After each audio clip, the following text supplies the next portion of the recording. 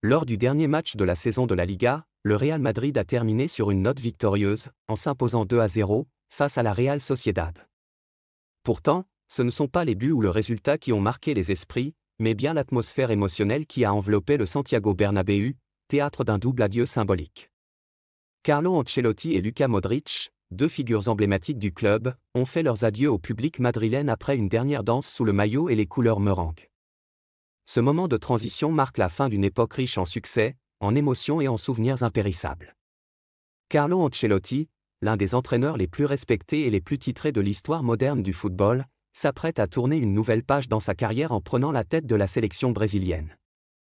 L'Italien, qui a su gagner le cœur des supporters madrilènes par son calme, sa classe et sa gestion humaine, quitte le club avec un palmarès impressionnant, 15 titres remportés au cours de ses passages à Madrid, notamment plusieurs Ligues des Champions, titres nationaux et trophées intercontinentaux.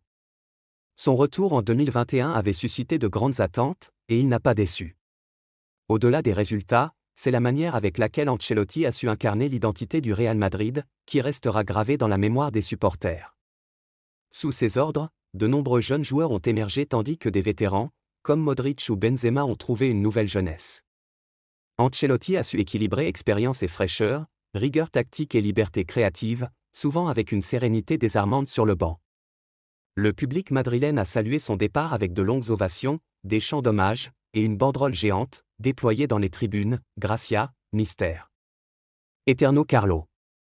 Une reconnaissance unanime, pour un homme qui a su incarner la grandeur du club, tout en demeurant d'une humilité rare, dans le monde ultra-compétitif du football.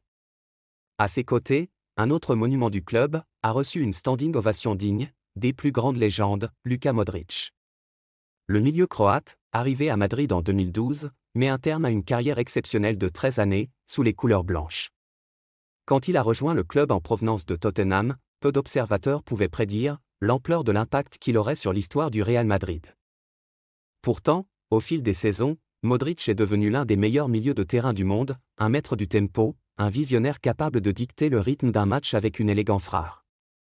Avec 28 titres remportés sous le maillot madrilène, dont 5 Ligues des Champions, Modric a marqué l'histoire du football européen.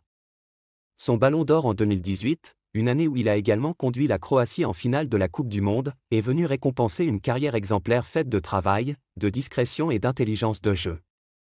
Son départ est ressenti comme une perte immense, mais aussi comme un moment d'hommage et de gratitude.